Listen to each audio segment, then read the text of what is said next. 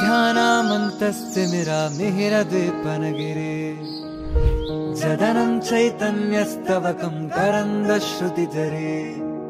दरिद्रानाचिन्तामणि गुणनिका जन्मजलधौ